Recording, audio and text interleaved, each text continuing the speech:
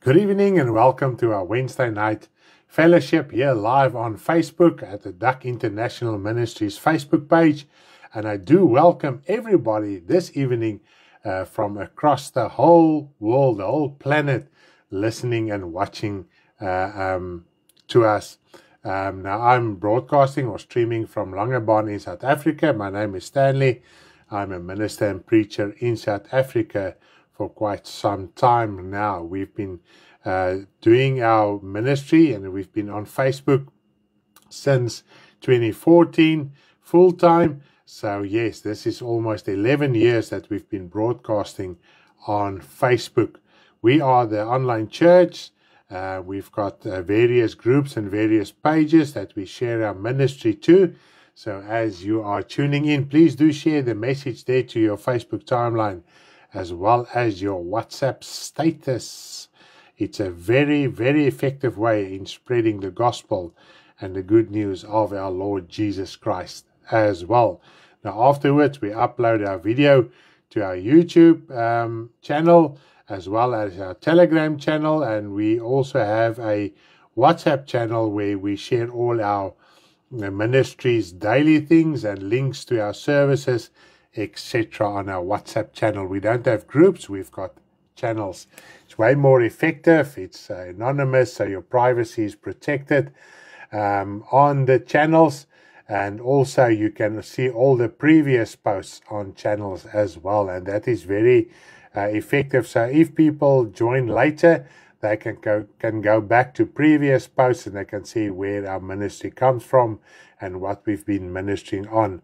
So yes, good evening, goeienaand aan almal. Welkom hierso by die aanlyn kerk se lewendige uitsending op die Duck International Ministries se Facebookblad, op die aanlyn kerk Facebookblad, op die groep en ander groepe. So sit jy inskakel, asseblief deel die boodskap na jou tydlyn toe, as ook jou WhatsApp status. Praise die naam van die Here. We are so super excited once again this evening for a privilege to minister the gospel of the Lord Jesus Christ, and not just to minister it, to encourage our brothers and sisters so that we can receive teaching and admonishment from the Word of God so that we can conduct our spiritual life accordingly. Hallelujah. What a privilege once again. Tonight my topic is surety. And what is this surety I'm going to talk about? Yes, I'm going to talk through with it, and I'm going to elaborate or not elaborate, use some of my wife's ministry's information, if I can put it like that, what she ministered on Tuesday morning. Yes, I'm going to continue from there on certain points and also help us to understand certain things from in the Word of God. But nevertheless, we are here. It is 17 December 2025. Can you believe it? The year is almost finished. And we had 2 road trips. We had a conference that was very blessed. The Lord really helped us and everybody enjoyed the conference. And just as a heads up, next year we're going to have, if the Lord willing and we live, we're going to have a conference once again in Harold's Bay. That is close to George. It's also in the Western Cape province on the Garden Route, Harold's Bay. So dit is waar ons volgende konferensie volgende jaar gaan hou. Ek het nou nie die datums uit my kop uit nie, maar 28 September tot 2 Oktober. Dis wanneer die skoolvakansie daar is, 28 September tot 2 Oktober volgende jaar. Asseblief kontak ons, praat met ons. As jy graag wil gaan en jy sê ek wil gaan, maar ek weet nie hoe gaan ek daar aankom en hoe gaan ek vir alles betaal en so nie. Asseblief praat met ons. Moenie dat enige finansies in daardie opsig jou weerhou om nie by die konferensie te wees nie. Dit is werklik waar. Almal wat daar is, bid seënde uit. Die Here het hierdie jaar groot werk gedoen in mense se harte en die jong mense se lewens.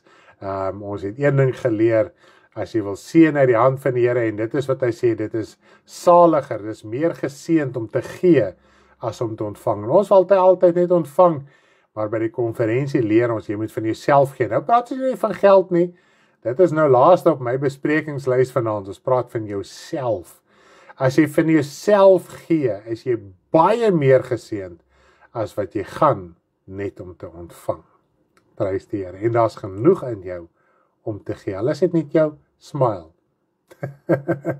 Yes, it's more blessed to give than to receive. And at our conferences, we really have established it, and the Lord has taught us that to give of yourself, that is way more blessed. So if you go to receive only, then we miss the point. And everybody that goes and to give, even if they are shy, they give, they force themselves to give, and they go back home blessed and happy and delivered, and their heart has changed. The person or persons whose hearts doesn't change is those that don't understand how to give of themselves. Yes, that's a principle in the Word. The Word of God says how Jesus gave himself, and that's why we can receive a blessing from him. And while we receive that blessing, we must learn from him to give the blessing that we receive from him to others. And that's repentance, eternal life, the gifts of the Spirit, and all the lovely fruit of the Spirit. Amen. Daar sê Willie Brits is kuier so bietjie daar by sy ou sis in Klerksdorp. Hy so 'n paar daggies weg daar by Forest Farm, so bietjie 'n breekie daarso. Hy het vanoggend van daar af ook uitgesaai. Willie, jammer ek het nou eens bietjie laat gesien, dit was bietjie 'n dol dag gewees, maar hy kuier bietjie daarso. Dis kom hy sê lekker by my ou sis. Prys die naam van die Here. So bly Willie, geniet dit en gaan voort met wat jy voortgaan daarso. Moenie skuldig voel nie, gaan net aan met dit wat jy in jou hart vind om te doen. Prys die naam van die Here. En vir almal wat weggaan in hierdie tyd en wat al reeds weg is, ons bid werklik dat julle liggame sal rus. En nie net julle liggame, die liggame het die rus ook so broodnodig, maar dat die verstand sal rus van hierdie wêreldse dinge en dat ons net geestelik sal volmaak in hierdie tyd. Yes. Hallelujah. Festive season, and we as children of God, we need to stay alert and sober, not to fall for the temptations in this time we are living in. But before I'm going to get to the message, let's pray together.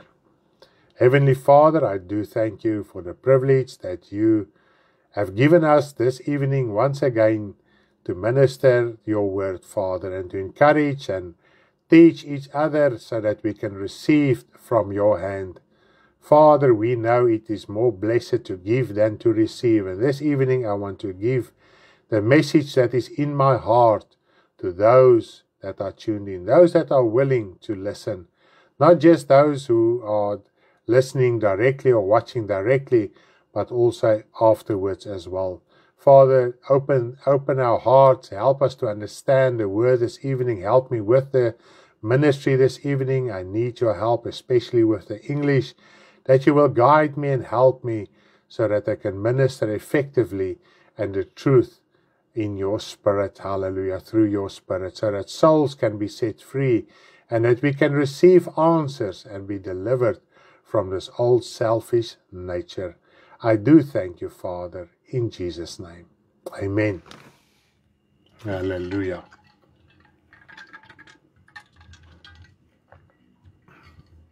Dis tuisbly is lekkerder, sê Kitty. Now, my topic tonight is surety. Now, in times of despair and turmoil or abundance, sometimes we forget that as well, because Paul said he learned in lack and he learned in abundance. And what did he learn? We often seek consolation in prophetic words, dreams, visions, and poetic or philosophical words of a better future, using them to motivate or strive or just wait for greater things and prosperity. Now, there's one thing we need to remember. God can reveal anything through prophetic words, dreams, visions, and spiritual wisdom and knowledge, provided it aligns with sound scripture. Now, when we look at prophetic words, dreams and visions is also part of the prophetic ministry or the prophetic gift. Now, spiritual wisdom and knowledge is also gifts of the Holy Spirit. But there's a difference between God's spiritual gift of wisdom and knowledge and poetic and philosophical words. Just words that sounds great, but they have no biblical basis, or it's not words that God has spoken. Now, many can testify how God miraculously warned them about the specific decision they were about to make.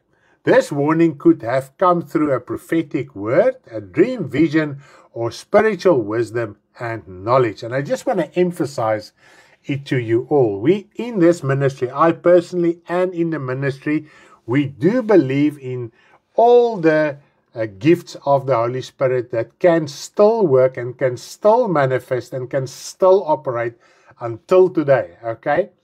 But we can deviate, we can fall into a trap, especially in times when we are in despair or we are in times of turmoil or trouble, that we can resort to and open our heart to every single person who claim they have a prophetic word or a vision or a dream. And in those times, we must be very careful, even in your own life, depending on your heritage and depending on the knowledge that you have. You can receive dreams and visions that is not from God, that sounds and look like something from God, because the Bible says that the devil can change himself in an angel of light as well. So in time of turmoil and distress, we must be very careful just to resort and go and seek prophetic word and encouragement and beautiful words on the internet or WhatsApp or Facebook or those kind of stuff. So we must just be very careful. The gifts of the Spirit are there, knowledge is there, wisdom is there, prophetic words is there, visions are there, and dreams are there. And there's a lot of you that can testify how God has forewarned you not to make a certain decision. And but in most cases, and this is what we need to understand, in most cases, if God warns you about some decision that you want to make and warns you not to do it, it usually, God thinks, if I can use the word think, because I don't think God thinks like us, but never the case for the sake of the message this evening, that God keeps your spiritual wealth and well-being in mind when He warns you. It's not just about not doing not the material thing, because a lot of times things that we can do can even mean material prosperity, but we know material prosperity and wealth can make us fall away. So this is also sometimes why God warns us, because that temporal, that physical decision you are about to make, and God warns you not to make it. It's not just the fact that you can be robbed material. Sometimes it will work out materially prosperous. You will be wealthy or have a lot, but God warns you against it because He sees that can destroy your spiritual life. And that is the most important thing for God, is your spiritual life. Because we must remember, this whole world will come to an end. Everything that you toil and work for today, and that you might even leave as an inheritance for others, will be destroyed by God through Jesus Christ. And we never consider this.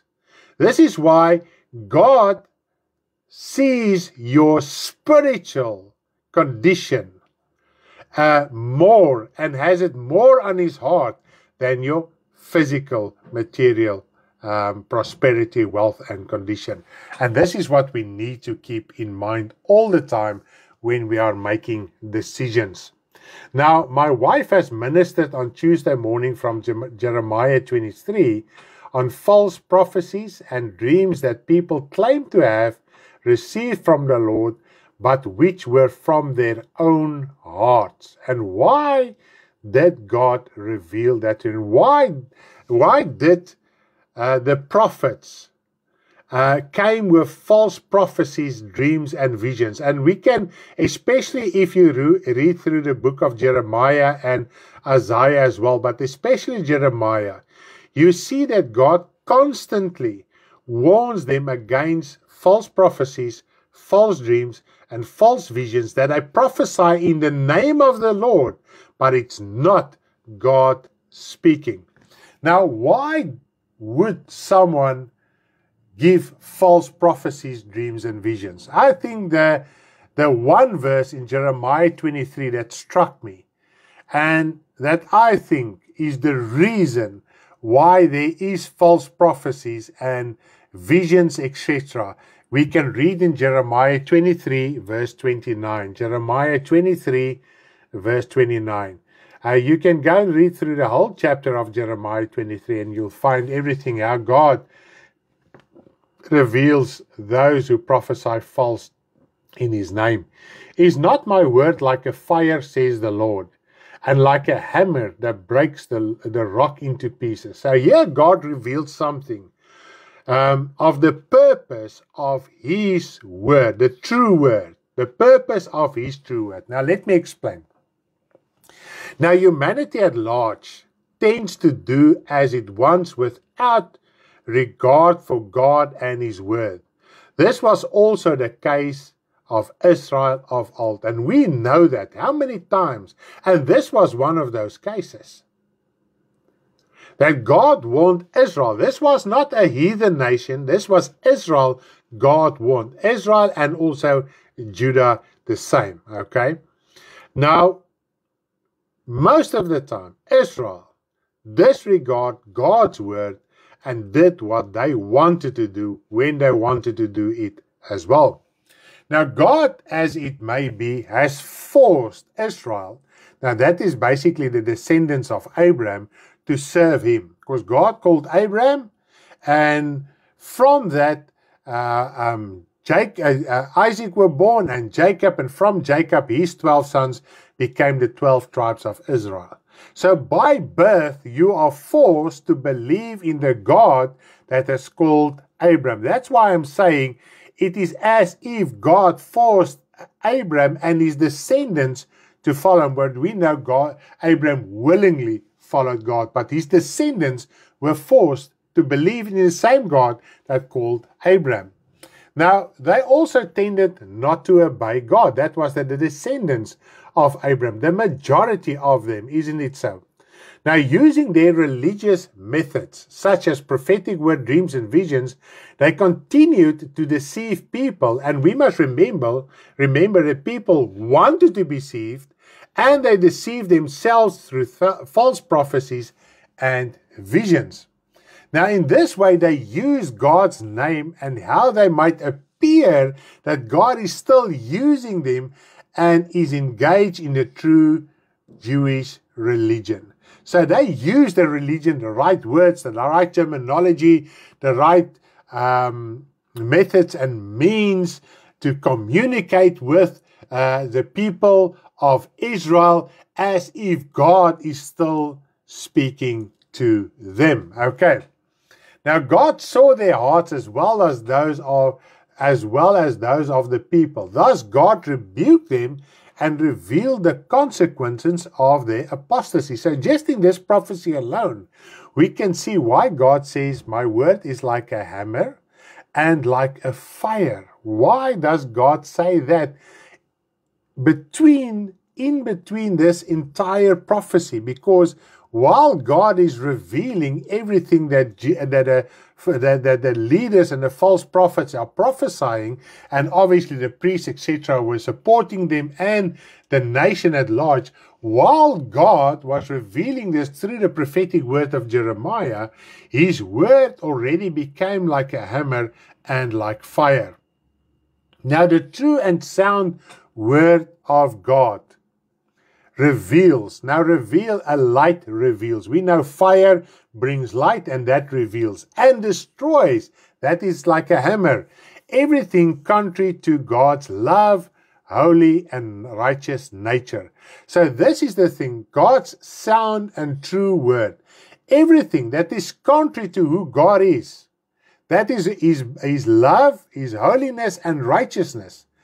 It reveals every unholy, unrighteous, unloving act, and also the fact that God reveals it destroys it as well. Okay. Now, humanity at large want to sin and live in its own lustful and rebellious ways, contrary to who God is. Therefore, they invent prophecies, dreams, visions, poetic or philosophical words that still seem spiritual pious, as if coming from God through Jesus by the Holy Spirit. And even Jesus said this. They will come under my name. They will come in my name. And they will reveal themselves as Messiahs, as anointed ones, as Christs. Because Christ in its most basic form means anointed ones. So they will come in the name of Jesus Christ and present themselves as anointed ones, preach in the name of Jesus Christ. And Jesus Christ said that they will even do great signs and wonders, even to deceive the very elect. So we must understand deception is strong. It is a strong deception. And let me just read here two verses. This is some extra verses I've got here. Matthew 24. I'm going to read verse 24. Show you. Okay. Matthew 24, verse 24. As hy Susan, welkom dat jy uiteindelik in is. Dis reg, jy kan later opvang. Ons nog nie baie gesê nie, so glo jy gaan die draad van die boodskap kry van hier af. Matthew 24, verse 24. For false Christ and false prophets will rise and show great signs and wonders to deceive, if possible, even the elect. Okay. Now I want to read a very interesting verse to you. Another one. This is in 2 Thessalonians 2 verse 9. 2 Thessalonians 2 verse 9. I just want to read there as well.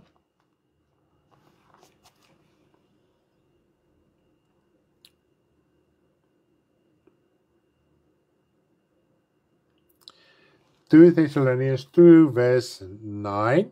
I'm going to read verse 10 as well.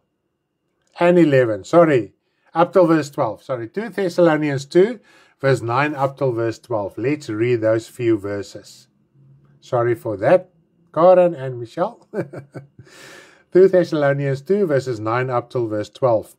The coming of the lawless one is according to the working of Satan, with all power, signs and lying wonders, and will with all unrighteous deception among those who perish, because they did not receive the love of the truth, that they might be saved. So it's people who does not want to receive that does not have the love for truth. Okay. And for this reason, God will send him strong delusion that they should believe the lie, that they all may be condemned who did not believe the truth but had pleasure in unrighteousness. So what does this scripture is telling us? There are people that refuse to accept the truth of God's word. Now this is children of God, okay? They are busy with a gospel. And this is what we also read in 2 Timothy 2. They have appearance of godliness, but there is no Holy Spirit, power, and conviction to convict them of their sin, unrighteousness, and judgment, as we read in John. Now, because they are busy and they've hardened their heart against the truth, there is a strong delusion, the power from Satan, that will keep them in that delusion until the end of their life here on earth. Okay? Now, this is what also happened in Israel of old. They tend to turn their backs against the Lord willfully and with a hardened heart, and they refuse to listen to the word of God and the warnings that God gave them. Instead, they will stone and kill the prophets that will come and warn them. And we get exactly the same today as well. Maybe not physically kill them. Now I'm talking about Christians persecuting Christians. Because there's a bigger persecution amongst Christians than from the world against Christians. And how do you kill your brother? The Bible says it. You hate your brother. You turn your back against your brother. You despise the truth he's ministering to you. That is how you kill him. That is how you try to destroy him. Now the lie comes with great signs and wonders, even to deceive the elect. That is how powerful the delusion is. And they will come with great signs and wonders to even deceive the elect. And this is what Jesus Christ also said in Matthew 7. We have already read that scripture in one of our sermons in the past, that the Lord says, not everyone who says to me, Lord, Lord, will enter the kingdom of heaven, but he who does the will of my Father in heaven. Many will say to me in that day, Lord, Lord, have we not prophesied in your name, cast out demons in your name, and done many wonders in your name? But he will say, go away to me, I know you not, your workers of unrighteousness, your practitioners of lawlessness. They were doing signs and wonders and even casting out demons in the name of the Lord Jesus Christ. They even acknowledge that he died on the cross and rose from the dead, and one day will come and judge the world. They will believe on the outward exactly as you are. But we have already established that their life was not built on the rock. In other words, they sought only after the signs and wonders for their own selfish gain. If they are not busy preaching, they live a life contrary to what they are preaching and ministering. Okay? So this is the basic principle.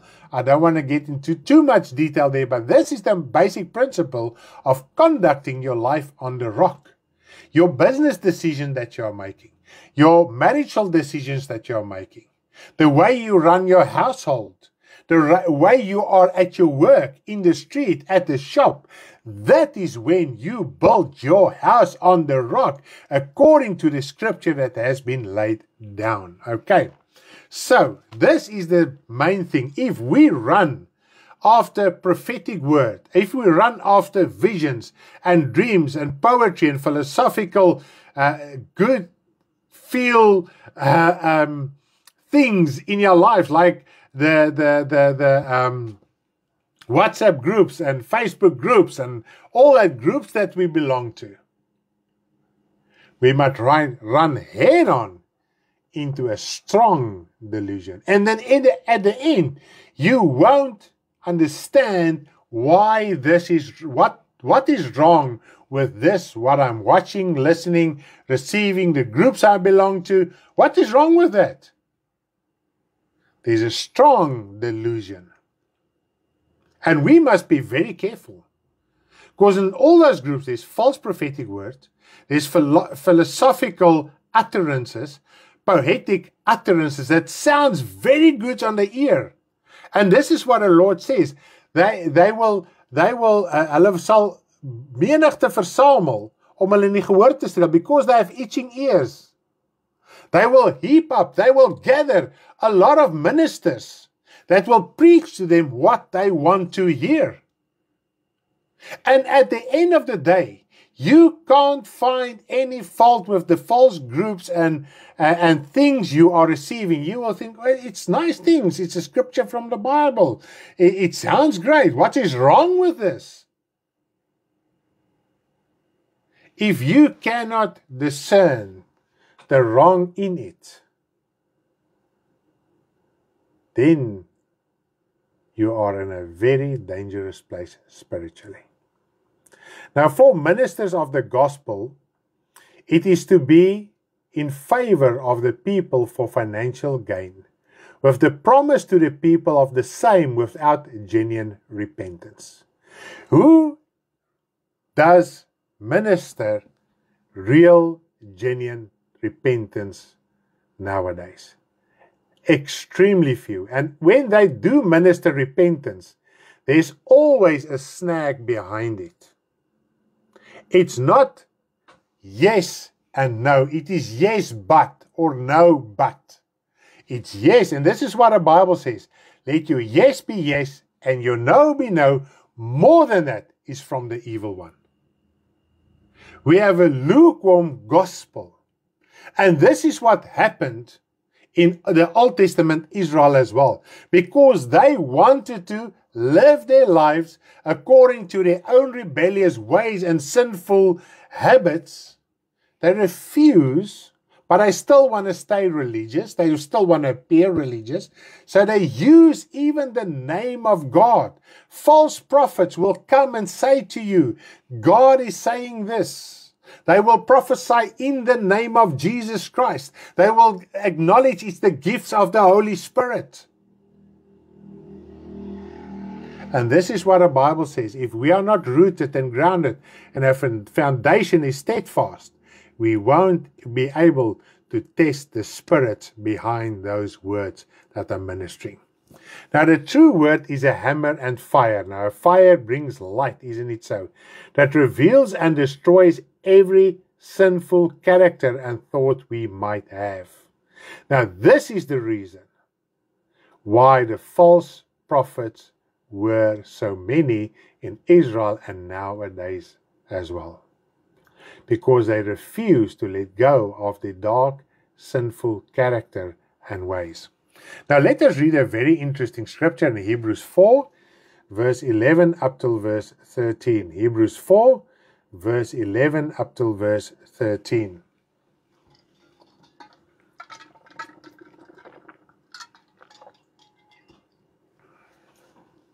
Hebrews 4, 11 up till 13. Let us therefore be diligent to enter the rest, lest anyone fall according to the same example of disobedience. Now, the entire scripture before that was Israel's disobedience while they were traveling through the desert, the 40 years. So this is a warning about not being disobedient. But now, for the word of God, not prophetic word, not dreams, not visions, nothing. For the word of God is living and powerful, and sharper than any two-edged sword, piercing even to the division of soul and spirit, and of joints and marrow, and is a discerner of the thoughts and intents of the heart. And there is no creature hidden from his sight, but all things are naked and open to the eyes of him to whom we must give account. And we live as if God sees nothing. And that is why the scripture gets twisted that the devil is the accuser of the brethren. It is as if when people minister on that, it is as if God doesn't know what sin you are having because of Jesus. That's how it gets preached. And now the devil must tell God, you have sinned. God knows everything. The devil accuses us before God so that God can give the command that our life be cut off from this world while we are still in sin, so that he can have our soul in eternal damnation. That is why he's accusing us. And he is still accusing us. He says he is the accuser of the brethren. Not he was the accuser of the brethren. He is still the accuser of the brethren. Now, because we sin, God's Holy Spirit immediately convicts you in your heart what you have done is wrong. And he establishes and confirms the word of God that you are listening to, by whom you have been born again as well. Now the Holy Spirit confirms everything of God's word, and the Holy Spirit and the word together, that cause the word to be a lamp.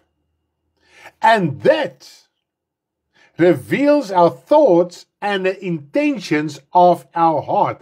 It is the word of God inspired by the Holy Spirit. That was the word I was looking for. Now, Psalm 119 verse 105 says the following: Your word is a lamp to my feet and a light to my path.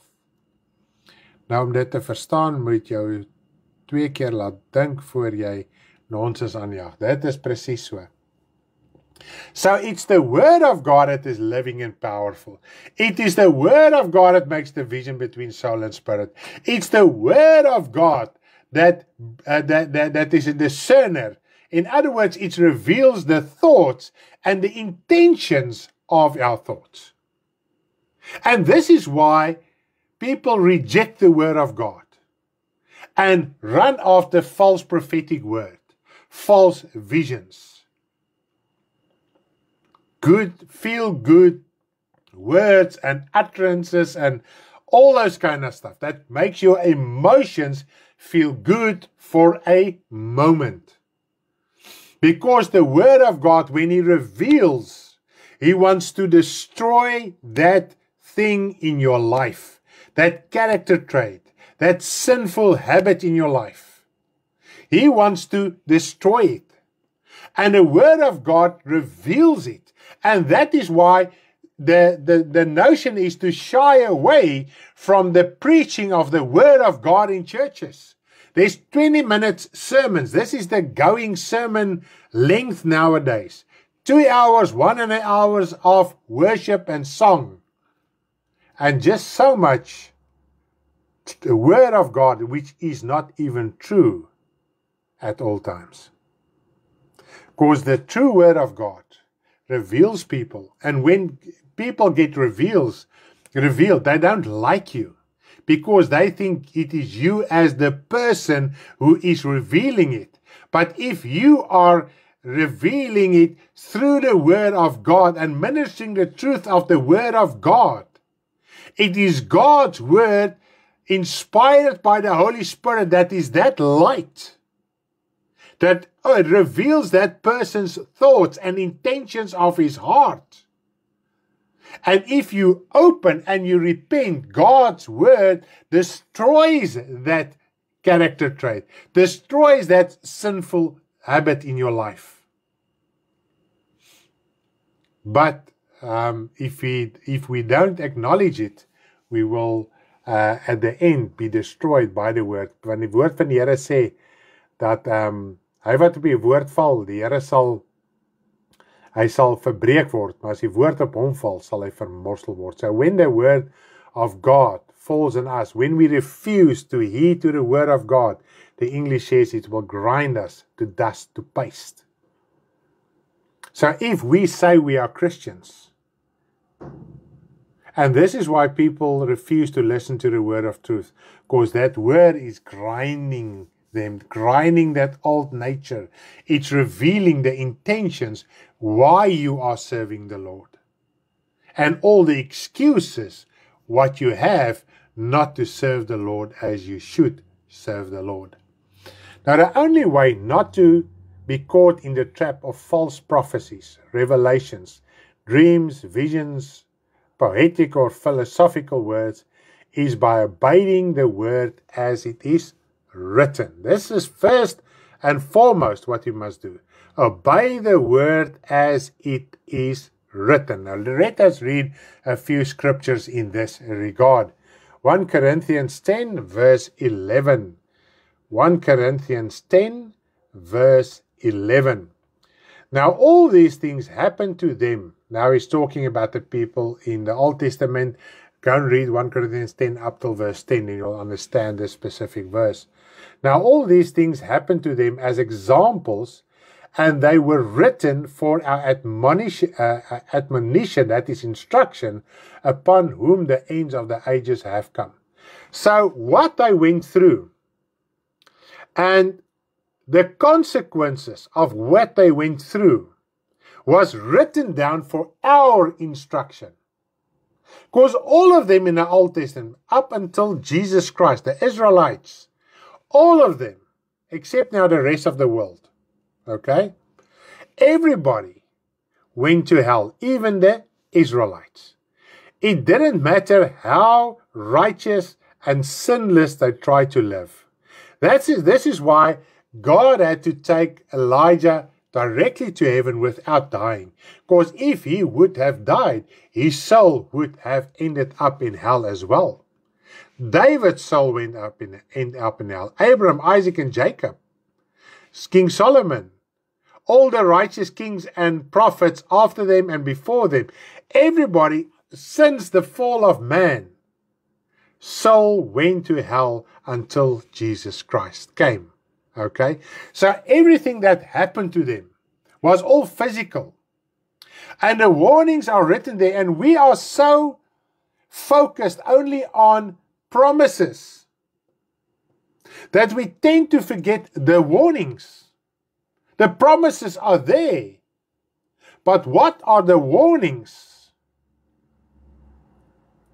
Wat is die voorwaarde van 'n sekere belofte? En baie van daai beloftes, maak nie saak hoe om jy omdraai nie, het niks met ons te doen nie. Dit was slegs of op Jesus of op 'n sekere spesifieke profetiese vervulling op 'n sekere tyd. But still, it teaches us to be obedient to God and to turn away from evil. And everything to the wrath of God in the Old Testament came upon them on the physical all the time, because it was a time of the physical, the natural, what you saw with your eyes and what your senses has perceived. But now, since Jesus Christ, there is no more that immediate wrath that if you disobey, you will die tomorrow. Because there's also a prophetic word about that as well. If somebody gets angry at another person and then he gives him a prophecy, you will die. And guess what? I don't have to prophesy to you. We all will die. I will die as well. You don't have to prophesy to me. I don't even have to prophesy to you. Okay? So if you just think logical about of some of those prophecies, it's something to laugh about. Okay? But then you get the false prophetic words, which is not according to the written scriptures, because all those warnings are written down for us to be obedient and not to be disobedient, because the word of God is powerful. If we say we are Christians, if we say we are children of God, we are measured by the whole word of God, not just promises, not just certain scriptures. Remember, the scripture that you claim for yourself is for me as well, because it is written in the Bible. That scripture isn't written just for you. It's written there for every person who are willing to serve the Lord. Those scriptures, all those promises, all those conditions,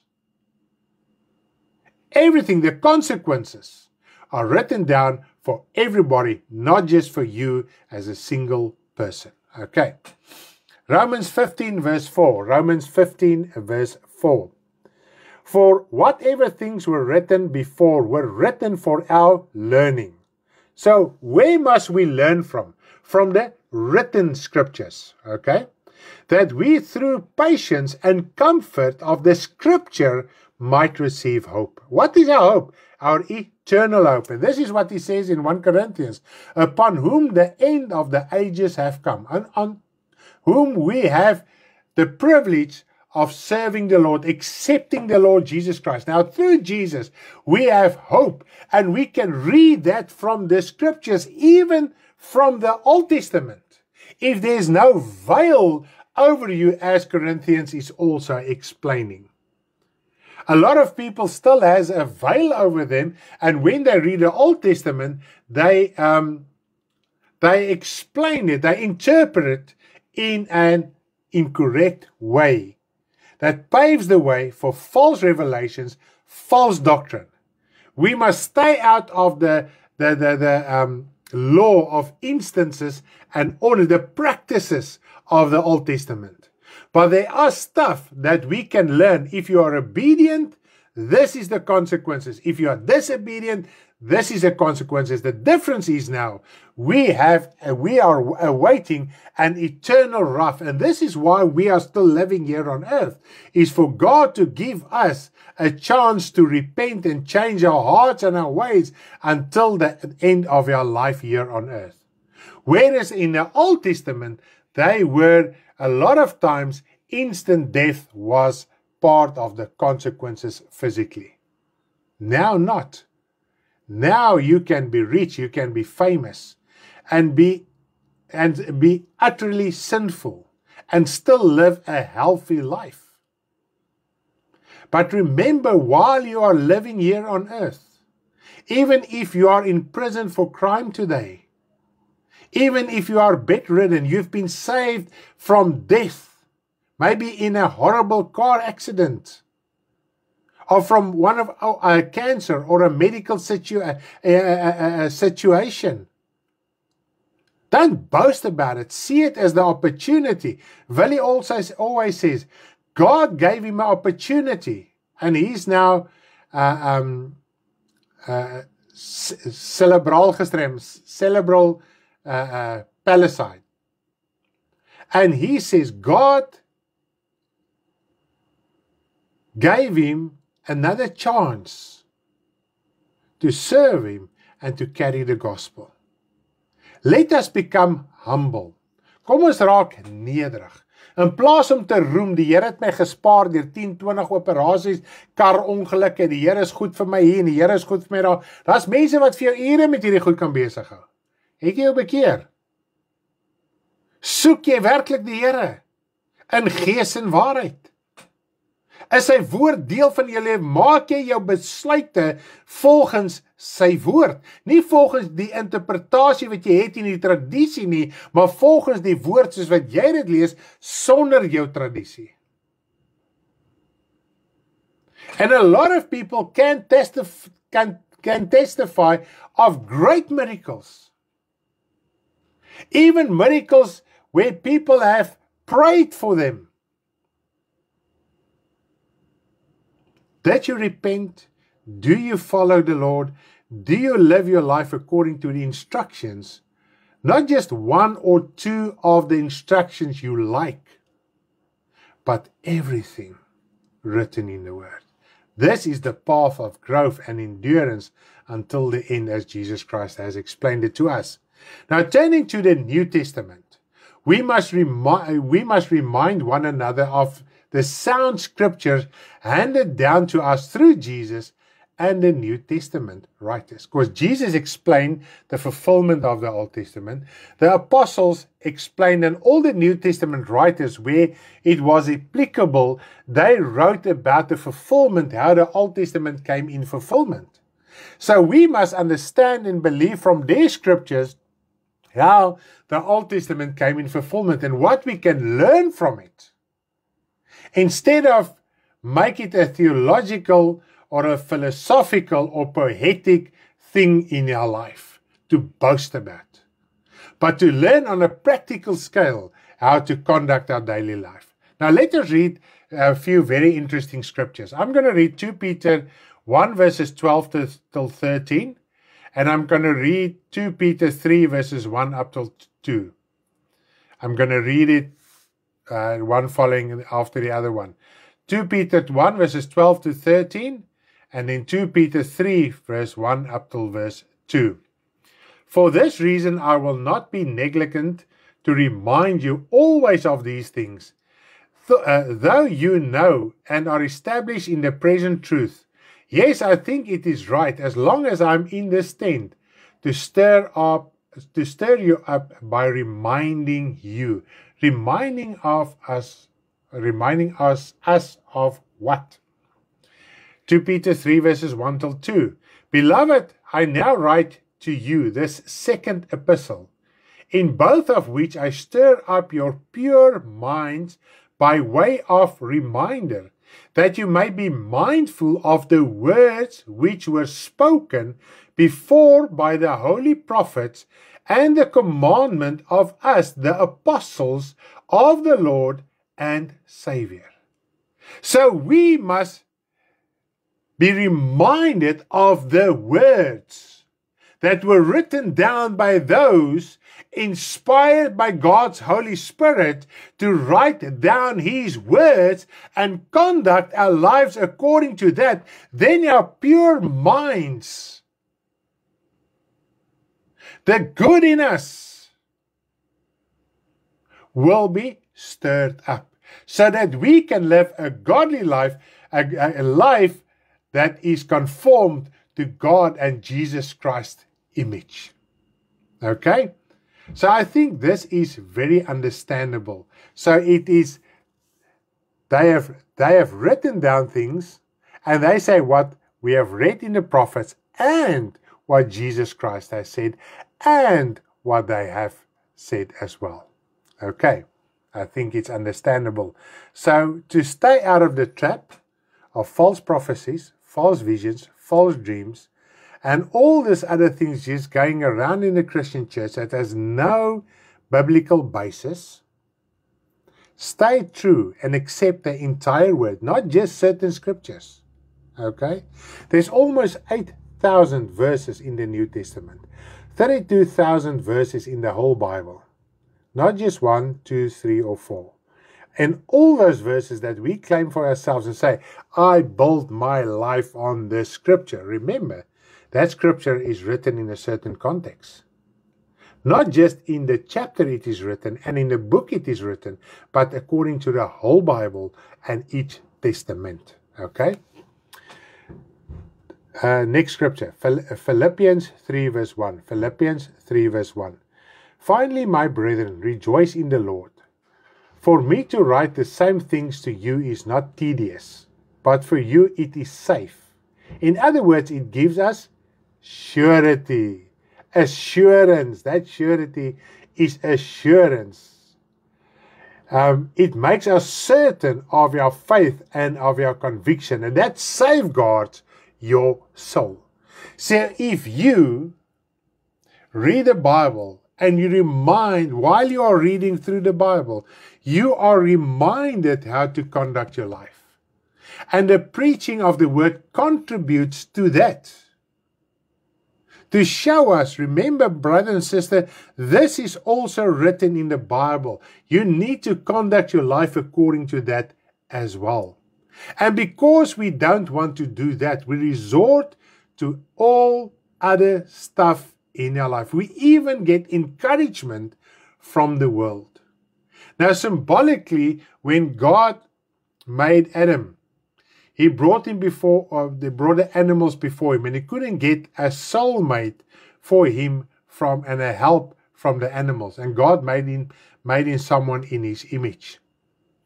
Now, symbolically, what it speaks to us, we cannot find help with animals. And symbolically, what is animals?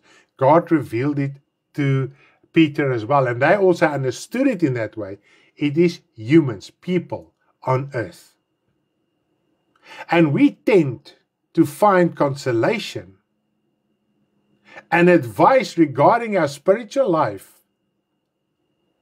with sinners, with those in the world. We must be the encouragement. We must be the light. We must carry forth the word of God. But because we don't want to submit to everything in the word of God, but find excuses not to do certain things, we reject the word of God. And we are more in the habit of finding consolation and encouragement in teaching from false gospel and also the things of this world. And we cannot find any fault with it. If I should switch on my radio on a worldly radio station, I would say, Lord, please don't come now. I feel so convicted. I'm busy with the things of the world. I drink in the things of the world. I pollute my mind and my spirit. I force Jesus Christ to listen to the things of this world. We are not even convicted that is wrong. Never mind false things in the Word of God that are presented falsely from the Word of God. Let us read 3 interesting scriptures. Psalm 119 verse 89. Why must we conduct our lives according to the Word of God? And why is the Word of God so powerful? That can destroy and reveals, okay? And is a light. Psalm 119 verse 89. Forever, O Lord, your word is settled. That is, stands firm in heaven.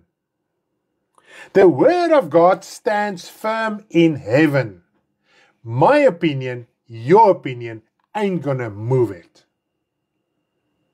And if we try and to move it, we do have a warning in Revelation.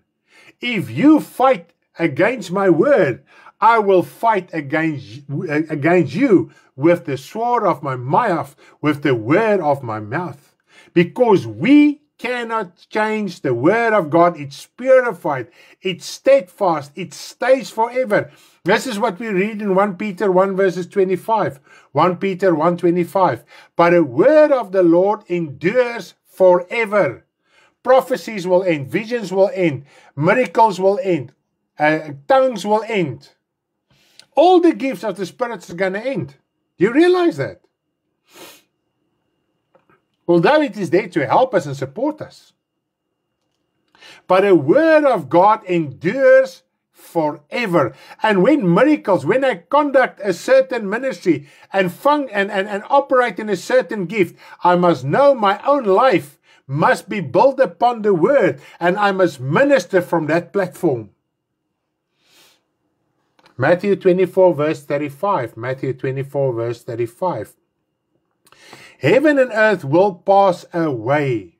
So everything that you count dear here on earth and precious, even if you have jewelry and the most precious things up in a safe, and you've got things and methods in place to safeguard those things, it will come to an end. You know what is interesting? Just the other day. Okay, let us just finish this. But my words will by no means pass away. The Word of God will by no means pass away. Even at the judgment seat, you as a child of God who stood firm in the gospel, you will judge angels and humans. So if somebody tells you in the future, don't judge me, say, okay, you can reject the judgment now if you think I'm judging you. And if you don't repent, at the judgment day, I'm going to judge you once more.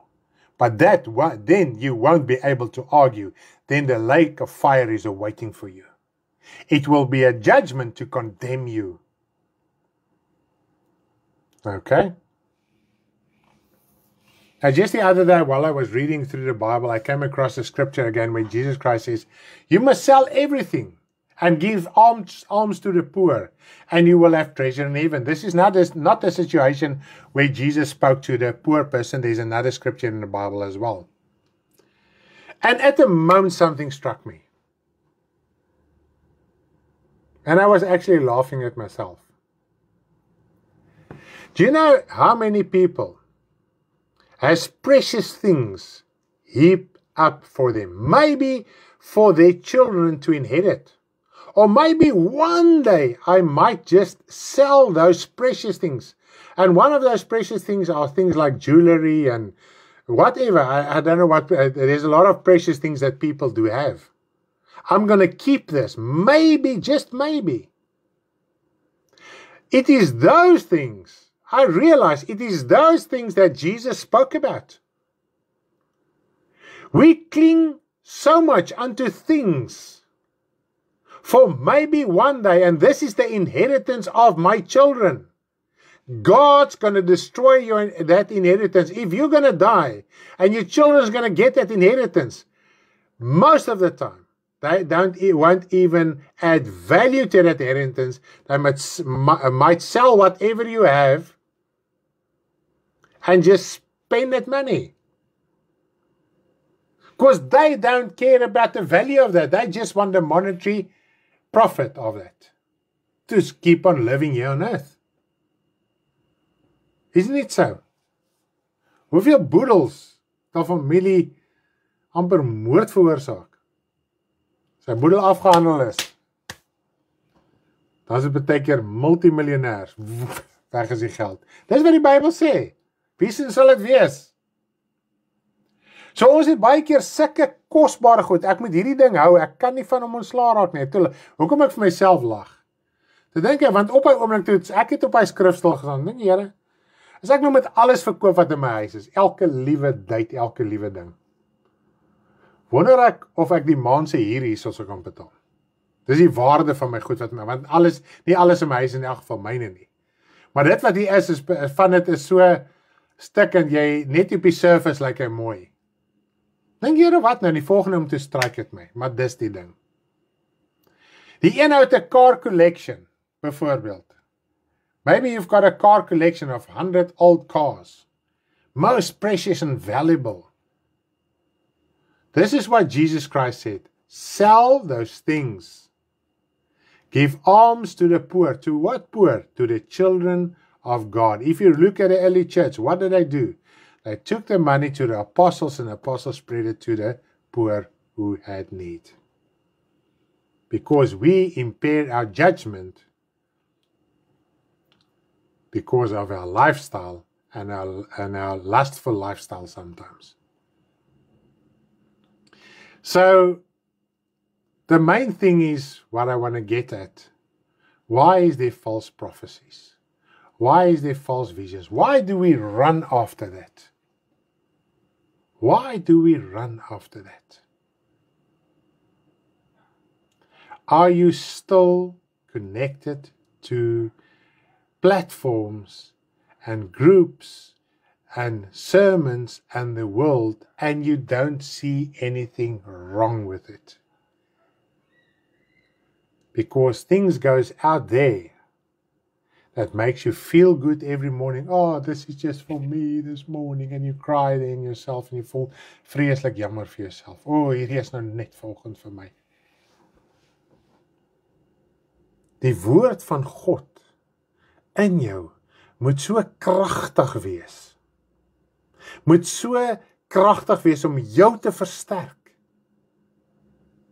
Om jou die wysheid en die insig te gee om te verstaan dat die wêreldse dinge waar jy mee besig is besig om jou hel toe te vat. Ons het daar een boodskap gehad. Ons speel op die duiwelse voorstoep met sy speelgoedjies. En hoe meer jy speel, hoe dieper gaan jy in. En hoe meer jy dieper jy ingaan, hoe minder verkeerd kan jy sien waaroor gepredik word en wat in die woord staan. En dan soek jy 'n predik wat vir jou sê, nee my broer, nee my suster, dit beteken nie eintlik dit nie. Dit beteken eintlik dit. Net om die vleeslike begeertes op te wek, sodat hy finansiële voordeel uit jou kan kry. Dis al. Jy al ooit daaraan gedink? Die ouens wat jy so navolg. Die wortel wat voor jou neus gehou word. Hoeveel jaar sit jy in dieselfde posisie nou al? Jy het dalk 'n beste vriendin, 'n beste pel, wat vir jou allerlei stories vertel. Hy is dalk ryk, of sy is dalk ryk. En die wortel is hier voor jou neus. Ag, sies tog sy, kom ek stiek ou Kosie ou vir Sunny vir 'n koppie koffie dat hulle beter voel. En jy voel te oulik, want Sunny het jou uitgekies. Daai een het jou nou uitgekies, want hulle is so geseën van die Here af, kyk al hulle geld, maar jy volg agter iets na in jou lewe verander nie. Ons is kinders van die Here, moet partykeer nigter raak. Ons moet wakker word. Waarmee is ons besig? God praat ernstig met ons. Anders te loop ons agter hierdie valshede aan. Hierdie ongeregtigheid aan. En die Here wil ons daarvan weerhou, as die woord van God nie jou gedagtes en jou karakter aan die lig bring, en jy verstaan die sonde en die ongeregtigheid waar jy mee besig is verkeerd nie, dan moet jy weer eens 'n valse evangelie. Dis 'n skyn van God saligheid, maar die krag, wat is die krag van God? Dis die Heilige Gees wat die woord moet bekragtig. Die woord kan vir jou dood wees, jy kan hom aanhaal, jy kan hom lees, ons het daarvan gepraat. The word can be dead to you as well if there's no Holy Spirit. If we are busy with the things of this world, we deny the power of God's Spirit that must inspire the word to convict us of sin, judgment, and righteousness. And God wants us as His children to stand firm because His word stands firm. It's a purified word. And if we receive that word, it will start to purify our hearts and lives as well. And we need to understand it because the word of God endures forever. And the word of God will by no means pass away. And if we conduct our lives according to that, we will have surety. We will have confidence. We will have boldness. We will be certain of our faith. It will safeguard your soul. Amen. Hallelujah. May the Lord bless you this evening. Thank you that you were tuned in this time of year, holiday season. A lot of people away, but praise the Lord, we are still here listening to the word of God, and open our hearts so that our hearts and lives and minds can change according to that. May you have a blessed evening. Love you all. Bye-bye.